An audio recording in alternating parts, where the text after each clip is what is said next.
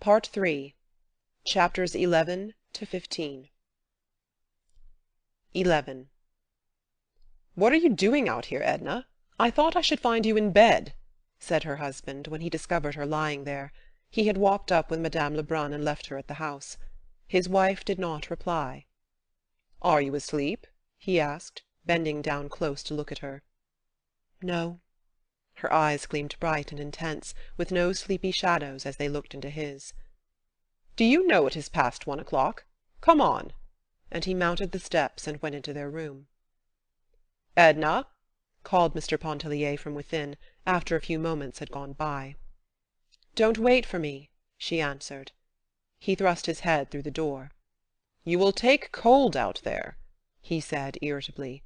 "What folly is this? Why don't you come in?" "It isn't cold. I have my shawl." "The mosquitoes will devour you." "There are no mosquitoes." She heard him moving about the room, every sound indicating impatience and irritation. Another time she would have gone in at his request. She would, through habit, have yielded to his desire, not with any sense of submission or obedience to his compelling wishes, but unthinkingly, as we walk, move, sit, stand, go through the daily treadmill of the life which has been portioned out to us. "Edna, dear, are you not coming in soon?" he asked again, this time fondly, with a note of entreaty. "No, I'm going to stay out here." "This is more than folly," he blurted out.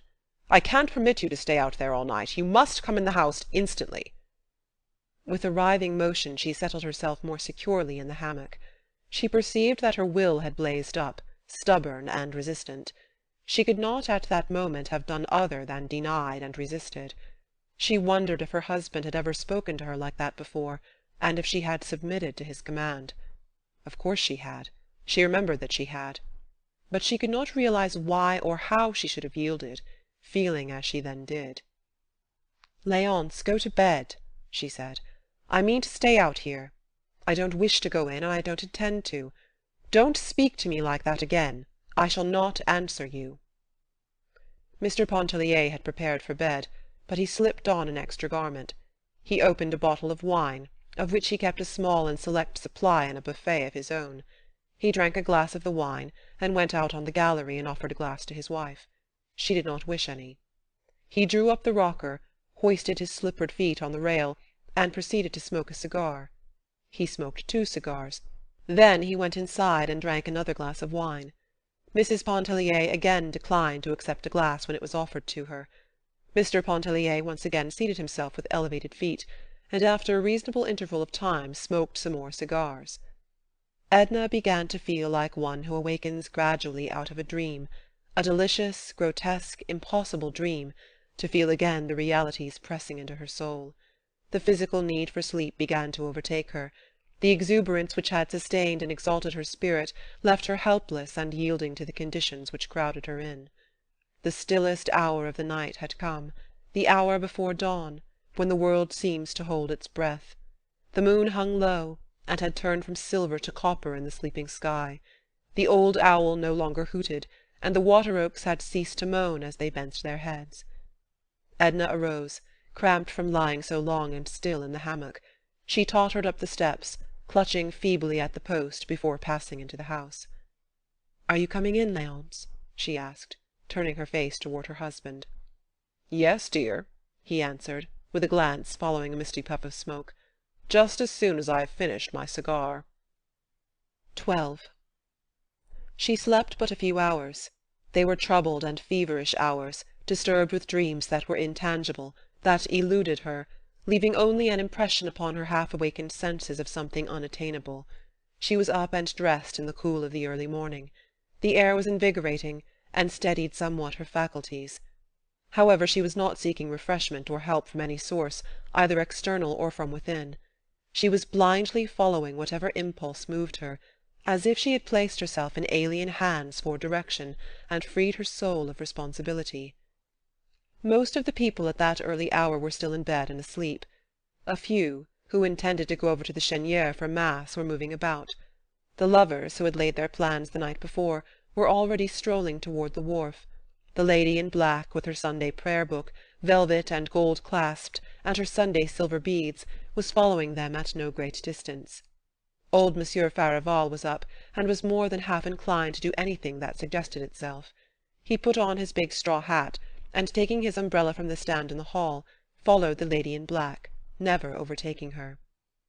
The little negro girl who worked Madame Lebrun's sewing-machine was sweeping the galleries with long, absent-minded strokes of the broom. Edna sent her up into the house to awaken Robert. "Tell him I am going to the Cheniere. The boat is ready. Tell him to hurry." He had soon joined her. She had never sent for him before. She had never asked for him. She had never seemed to want him before. She did not appear conscious that she had done anything unusual in commanding his presence. He was apparently equally unconscious of anything extraordinary in the situation, but his face was suffused with a quiet glow when he met her. They went together back to the kitchen to drink coffee. There was no time to wait for any nicety of service. They stood outside the window, and the cook passed them their coffee and a roll, which they drank and ate from the window-sill. Edna said it tasted good. She had not thought of coffee, nor of anything. He told her he had often noticed that she lacked forethought. "Wasn't it enough to think of going to the Cheniere and waking you up?" she laughed. "Do I have to think of everything? As Léon says when he's in a bad humour. I don't blame him. He'd never be in a bad humour if it weren't for me."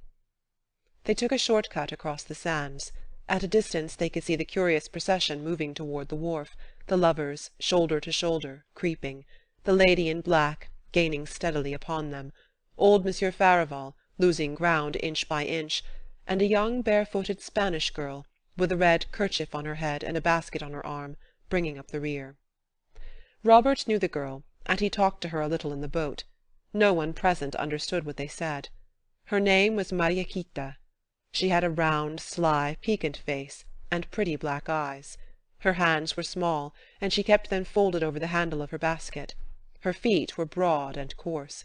She did not strive to hide them. Edna looked at her feet, and noticed the sand and slime between her brown toes. Beaudelet grumbled because Mariaquita was there, taking up so much room. In reality, he was annoyed at having old Monsieur Farival, who considered himself the better sailor of the two. But he would not quarrel with so old a man as Monsieur Farival, so he quarrelled with Mariaquita. The girl was deprecatory at one moment, appealing to Robert. She was saucy the next, moving her head up and down, making eyes at Robert, and making mouths at Beaudelet. The lovers were all alone. They saw nothing, they heard nothing. The lady in black was counting her beads for the third time. Old Monsieur Farival talked incessantly of what he knew about handling a boat, and of what Beaudelet did not know on the same subject. Edna liked it all. She looked Mariaquita up and down, from her ugly brown toes to her pretty black eyes, and back again. "Why does she look at me like that?" inquired the girl of Robert. "Maybe she thinks you are pretty. Shall I ask her?" "No." "Is she your sweetheart?" "She's a married lady, and has 2 children." "Oh, well, Francisco ran away with Silvano's wife, who had 4 children. They took all his money, and one of the children and stole his boat." "Shut up." "Does she understand?" "Oh, hush." "Are those 2 married over there, leaning on each other?" "Of course not," laughed Robert. "Of course not," echoed Mariaquita, with a serious confirmatory bob of the head. The sun was high up and beginning to bite. The swift breeze seemed to Edna to bury the sting of it into the pores of her face and hands. Robert held his umbrella over her. As they went cutting sidewise through the water, the sails bellied taut, with the wind filling and overflowing them. Old Monsieur Farival laughed sardonically at something as he looked at the sails, and Beaudelet swore at the old man under his breath. Sailing across the bay to the Cheniere Caminada, Edna felt as if she were being borne away from some anchorage which had held her fast, whose chains had been loosening, had snapped the night before, when the mystic spirit was abroad, leaving her free to drift whithersoever she chose to set her sails. Robert spoke to her incessantly. He no longer noticed Mariaquita. The girl had shrimps in her bamboo basket. They were covered with Spanish moss. She beat the moss down impatiently, and muttered to herself sullenly. "Let us go to Grande Terre tomorrow," said Robert in a low voice. "What shall we do there?" "Climb up to the hill to the old fort, and look at the little wriggling gold snakes, and watch the lizards sun themselves." She gazed away towards Grande Terre, and thought she would like to be alone there with Robert, in the sun, listening to the ocean's roar, and watching the slimy lizards writhe in and out among the ruins of the old fort. "And the next day or the next we can sail to the Bayou Brulow," he went on. "What shall we do there?" "Anything. Cast bait for fish." "No, we'll go back to Grande Terre. Let the fish alone." "We'll go wherever you like," he said. "I'll have Tony come over and help me patch and trim my boat. We shall not need Beaudelet, nor any one. Are you afraid of the pirogue?" "Oh, no." "Then I'll take you some night in the pirogue when the moon shines. Maybe your Gulf spirit will whisper to you in which of these islands the treasures are hidden, direct you to the very spot, perhaps." "And in a day we should be rich," she laughed.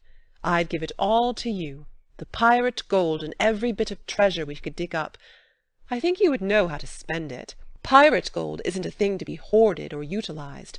It is something to squander and throw to the four winds, for the fun of seeing the golden specks fly." "We'd share it, and scatter it together," he said. His face flushed. They all went together up to the quaint little Gothic church of Our Lady of Lourdes, gleaming all brown and yellow with paint in the sun's glare. Only Beaudelet remained behind, tinkering at his boat, and Mariquita walked away with her basket of shrimps, casting a look of childish ill-humour and reproach at Robert from the corner of her eye. 13. A feeling of oppression and drowsiness overcame Edna during the service. Her head began to ache, and the lights on the altar swayed before her eyes. Another time she might have made an effort to regain her composure, but her one thought was to quit the stifling atmosphere of the church and reach the open air. She arose, climbing over Robert's feet with a muttered apology. Old Monsieur Farival, flurried, curious, stood up, but upon seeing that Robert had followed Mrs. Pontellier, he sank back into his seat. He whispered an anxious inquiry of the lady in black, who did not notice him or reply, but kept her eyes fastened upon the pages of her velvet prayer-book. "I felt giddy and almost overcome," Edna said, lifting her hands instinctively to her head and pushing her straw hat up from her forehead. "I couldn't have stayed through the service." They were outside in the shadow of the church. Robert was full of solicitude. "It was folly to have thought of going in the first place, let alone staying. Come over to Madame Antoine's, you can rest there." He took her arm and led her away, looking anxiously and continuously down into her face. How still it was, with only the voice of the sea whispering through the reeds that grew in the salt-water pools. The long line of little grey, weather-beaten houses nestled peacefully among the orange trees. It must always have been God's day on that low, drowsy island, Edna thought. They stopped, leaning over a jagged fence made of sea-drift, to ask for water. A youth, a mild-faced Acadian, was drawing water from the cistern, which was nothing more than a rusty buoy, with an opening on one side, sunk in the ground. The water which the youth handed to them in the tin pail was not cold to taste, but it was cool to her heated face, and it greatly revived and refreshed her. Madame Antoine's cottage was at the far end of the village. She welcomed them with all the native hospitality, as she would have opened her door to let the sunlight in. She was fat, and walked heavily and clumsily across the floor. She could speak no English, but when Robert made her understand that the lady who accompanied him was ill and desired to rest, she was all eagerness to make Edna feel at home, and to dispose of her comfortably. The whole place was immaculately clean, and the big four-posted bed, snow-white, invited one to repose. It stood in a small side room which looked out across a narrow grass plot toward the shed, where there was a disabled boat lying keel upward. Madame Antoine had not gone to mass. Her son Tony had, but she supposed he would be back soon, and she invited Robert to be seated and wait for him. But he went and sat outside the door and smoked. Madame Antoine busied herself in the large front room preparing dinner. She was boiling mullets over a few red coals in the huge fireplace. Edna, left alone in the little side room, loosened her clothes, removing the greater part of them. She bathed her face, her neck and arms in the basin that stood between the windows. She took off her shoes and stockings and stretched herself in the very centre of the high white bed. How luxurious it felt to rest thus in a strange, quaint bed, with its sweet country odour of laurel lingering about the sheets and mattress. She stretched her strong limbs that ached a little. She ran her fingers through her loosened hair for a while. She looked at her round arms as she held them straight up and rubbed them one after the other, observing closely, as if it were something she saw for the first time, the fine, firm quality and texture of her flesh. She clasped her hands easily above her head, and it was thus she fell asleep. She slept lightly at first, half awake and drowsily attentive to the things about her. She could hear Madame Antoine's heavy, scraping tread as she walked back and forth on the sanded floor. Some chickens were clucking outside the windows, scratching for bits of gravel in the grass.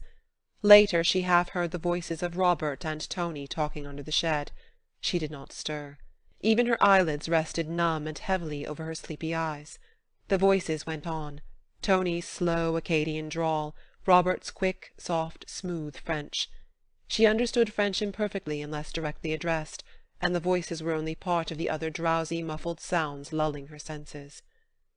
When Edna awoke, it was with the conviction that she had slept long and soundly. The voices were hushed under the shed. Madame Antoine's step was no longer to be heard in the adjoining room. Even the chickens had gone elsewhere to scratch and cluck. The mosquito bar was drawn over her. The old woman had come in while she slept and let down the bar. Edna arose quietly from the bed, and looking between the curtains of the window, she saw by the slanting rays of the sun that the afternoon was far advanced. Robert was out there under the shed, reclining in the shade against the sloping keel of the overturned boat. He was reading from a book. Tony was no longer with him. She wondered what had become of the rest of the party. She peeped out at him 2 or 3 times as she stood washing herself in the little basin between the windows. Madame Antoine had laid some coarse clean towels upon a chair, and had placed a box of poudreries within easy reach. Edna dabbed the powder upon her nose and cheeks as she looked at herself closely in the little distorted mirror which hung on the wall above the basin. Her eyes were bright and wide awake, and her face glowed. When she had completed her toilet, she walked into the adjoining room. She was very hungry. No one was there, but there was a cloth spread upon the table that stood against the wall, and a cover was laid for one, with a crusty brown loaf and a bottle of wine beside the plate. Edna bit a piece from the brown loaf, tearing it with her strong white teeth. She poured some of the wine into the glass and drank it down. Then she went softly out of doors, and plucking an orange from the low-hanging bough of a tree, threw it at Robert, who did not know she was awake and up. An illumination broke over his whole face when he saw her, and joined her under the orange-tree. "How many years have I slept?" she inquired. "The whole island seems changed. A new race of beings must have sprung up, leaving only you and me as past relics. How many ages ago did Madame Antoine and Tony die? And when did our people from Grand Isle disappear from the earth?" He familiarly adjusted a ruffle upon her shoulder. "You have slept precisely 100 years. I was left here to guard your slumbers, and for 100 years I have been out under the shed reading a book. The only evil I couldn't prevent was to keep a broiled fowl from drying up." "If it has turned to stone, still will I eat it," said Edna, moving with him into the house. "But really, what has become of Monsieur Farival and the others?" "Gone hours ago. When they found that you were sleeping, they thought it best not to awake you. Anyway, I wouldn't have let them. What was I here for?" "I wonder if Léonce will be uneasy," she speculated as she seated herself at table. "Of course not. He knows you are with me," Robert replied as he busied himself among sundry pans and covered dishes which had been left standing on the hearth. "Where are Madame Antoine and her son?" asked Edna. "Gone to vespers, and to visit some friends, I believe. I am to take you back in Tony's boat whenever you are ready to go." He stirred the smouldering ashes till the broiled fowl began to sizzle afresh. He served her with no mean repast, dripping the coffee anew and sharing it with her. Madame Antoine had cooked little else than the mullets, but while Edna slept Robert had foraged the island. He was childishly gratified to discover her appetite, and to see the relish with which she ate the food which he had procured for her. "Shall we go right away?" she asked, after draining her glass and brushing together the crumbs of the crusty loaf. "The sun isn't as low as it will be in 2 hours," he answered. "The sun will be gone in 2 hours." "Well, let it go. Who cares?" They waited a good while under the orange-trees, till Madame Antoine came back, panting, waddling, with 1,000 apologies to explain her absence. Tony did not dare to return. He was shy, and would not willingly face any woman except his mother. It was very pleasant to stay there under the orange-trees, while the sun dipped lower and lower, turning the western sky to flaming copper and gold. The shadows lengthened and crept out like stealthy, grotesque monsters across the grass. Edna and Robert both sat upon the ground. That is, he lay upon the ground beside her, occasionally picking at the hem of her muslin gown. Madame Antoine seated her fat body, broad and squat, upon a bench beside the door. She had been talking all the afternoon, and had wound herself up to the story-telling pitch. And what stories she told them! But twice in her life she had left the Chênière Caminada, and then for the briefest span. All her years she had squatted and waddled there upon the island, gathering legends of the Baratarians and the sea. The night came on, with the moon to lighten it. Edna could hear the whispering voices of dead men and the click of muffled gold. When she and Robert stepped into Tony's boat, with the red lateen sail, misty spirit forms were prowling in the shadows and among the reeds, and upon the water were phantom ships speeding to cover. 14. The youngest boy, Etienne, had been very naughty, Madame Ratignolle said, as she delivered him into the hands of his mother. He had been unwilling to go to bed, and had made a scene, whereupon she had taken charge of him, and pacified him as well as she could. Raoul had been in bed and asleep for 2 hours. The youngster was in his long white nightgown, that kept tripping him up as Madame Ratignolle led him along by the hand. With the other chubby fist he rubbed his eyes, which were heavy with sleep and ill-humour. Edna took him in her arms, and seating herself in the rocker, began to coddle and caress him, calling him all manner of tender names, soothing him to sleep. It was not more than 9 o'clock. No one had yet gone to bed but the children.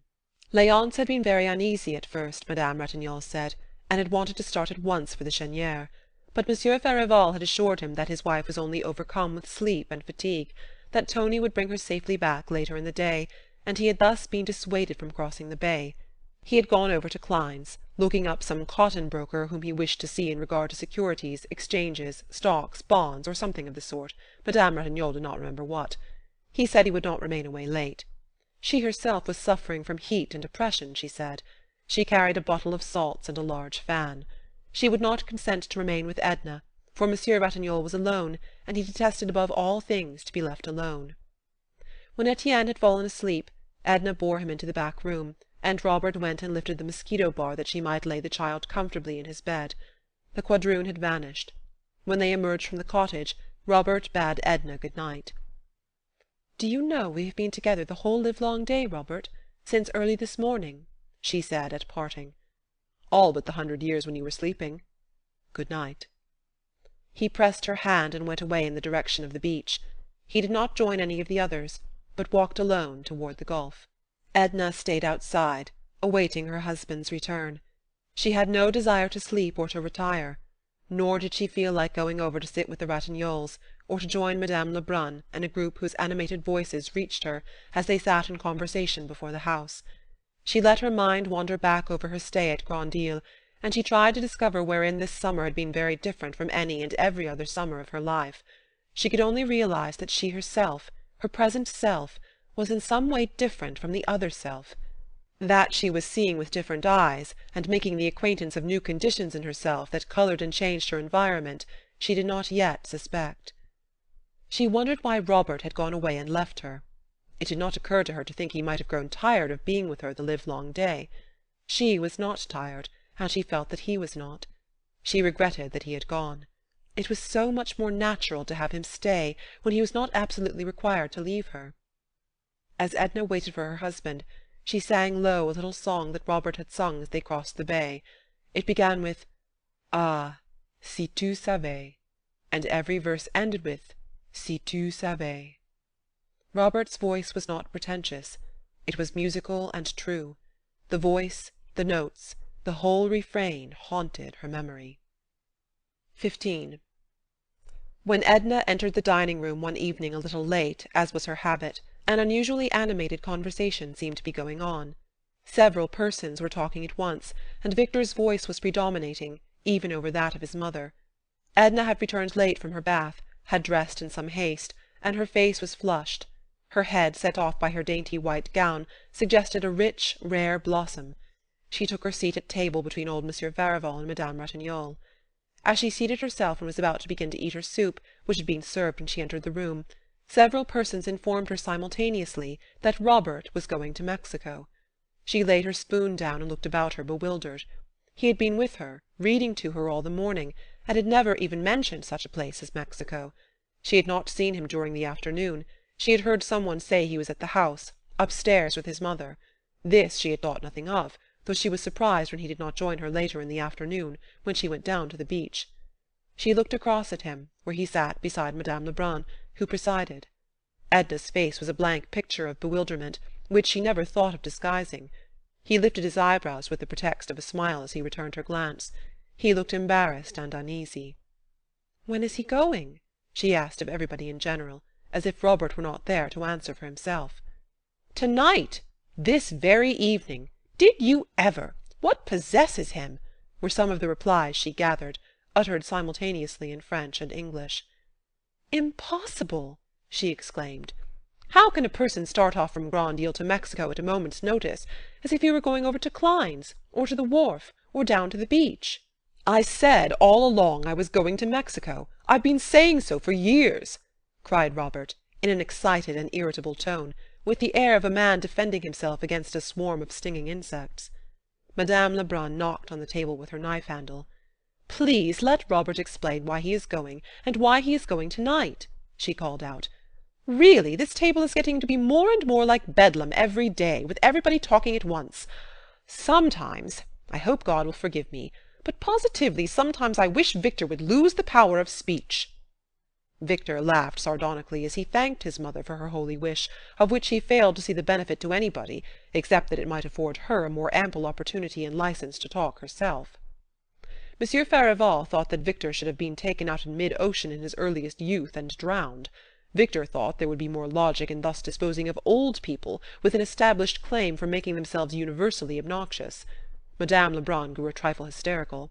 Robert called his brother some sharp, hard names. "There's nothing much to explain, mother," he said, though he explained, nevertheless, looking chiefly at Edna, that he could only meet the gentleman whom he intended to join at Vera Cruz by taking such and such a steamer, which left New Orleans on such a day, that Beaudelet was going out with his lugger-load of vegetables that night, which gave him an opportunity of reaching the city and making his vessel in time. "But when did you make up your mind to do all this?" demanded Monsieur Farival. "This afternoon," returned Robert, with a shade of annoyance. "At what time this afternoon?" persisted the old gentleman, with nagging determination, as if he were cross-questioning a criminal in a court of justice. "At 4 o'clock this afternoon, Monsieur Farival," Robert replied, in a high voice and with a lofty air, which reminded Edna of some gentlemen on the stage. She had forced herself to eat most of her soup, and now she was picking the flaky bits of a court bouillon with her fork. The lovers were profiting by the general conversation on Mexico to speak in whispers of matters which they rightly considered were interesting to no one but themselves.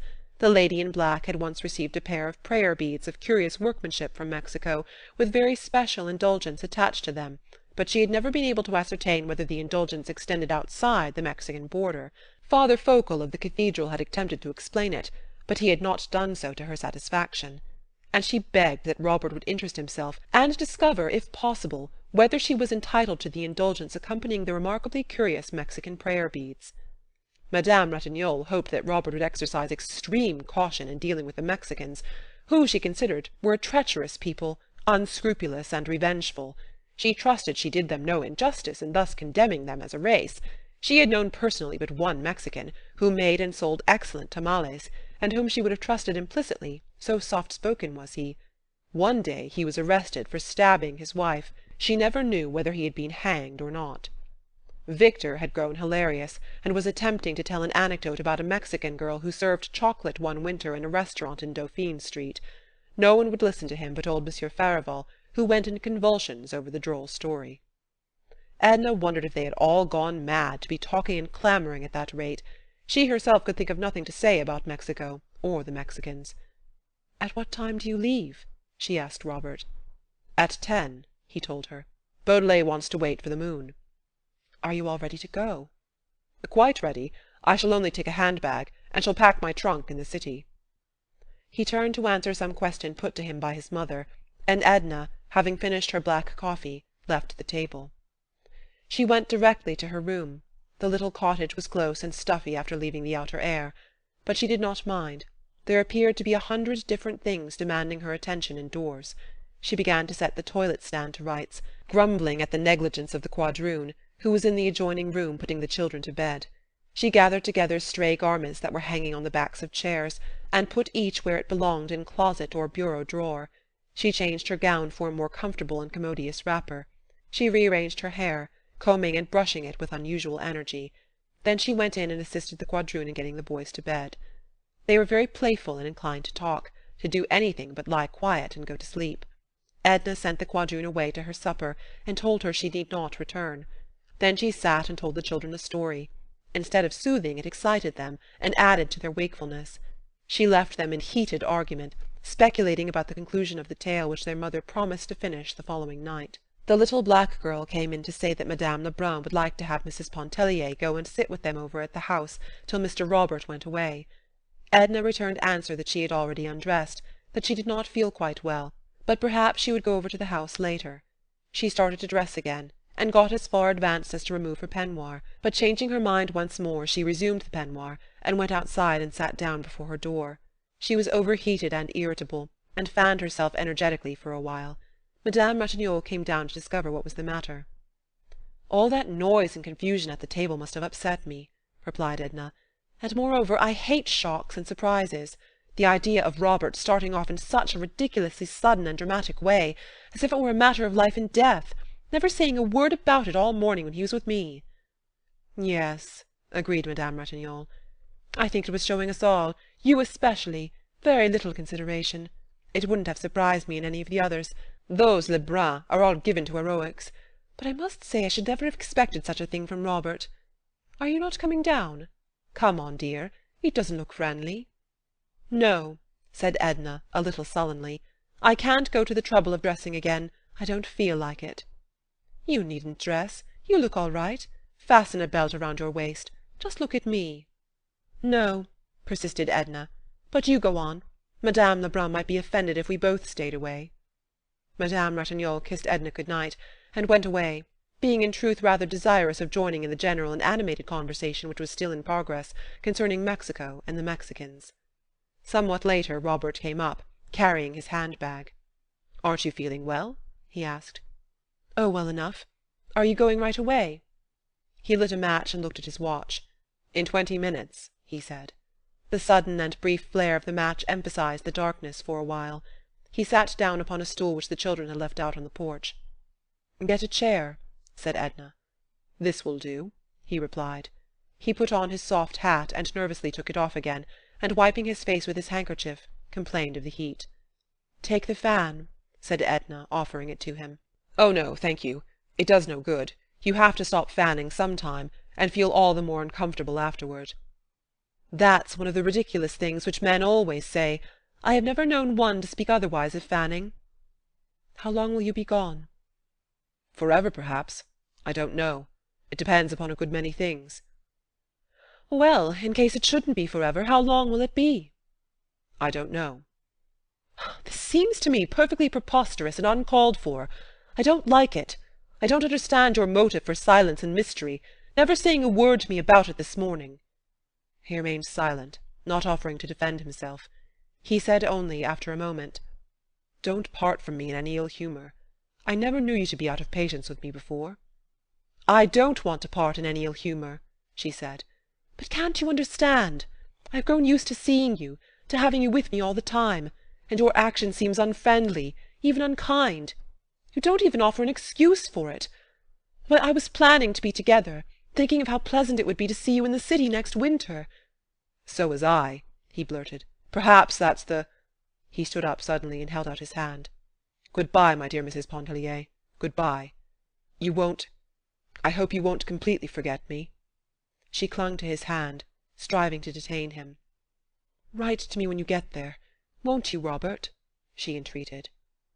"I will, thank you. Good-bye." How unlike Robert! The merest acquaintance would have said something more emphatic than "I will, thank you, good-bye," to such a request. He had evidently already taken leave of the people over at the house, for he descended the steps and went to join Beaudelet, who was out there with an oar across his shoulder waiting for Robert. They walked away in the darkness. She could only hear Beaudelet's voice. Robert had apparently not even spoken a word of greeting to his companion. Edna bit her handkerchief convulsively, striving to hold back and to hide, even from herself as she would have hidden from another, the emotion which was troubling, tearing her. Her eyes were brimming with tears. For the first time she recognized the symptoms of infatuation, which she had felt incipiently as a child, as a girl in her earliest teens, and later as a young woman. The recognition did not lessen the reality, the poignancy of the revelation by any suggestion or promise of instability. The past was nothing to her, offered no lesson which she was willing to heed. The future was a mystery which she never attempted to penetrate. The present alone was significant, was hers, to torture her as it was doing then with the biting conviction that she had lost that which she had held, that she had been denied that which her impassioned, newly awakened being demanded.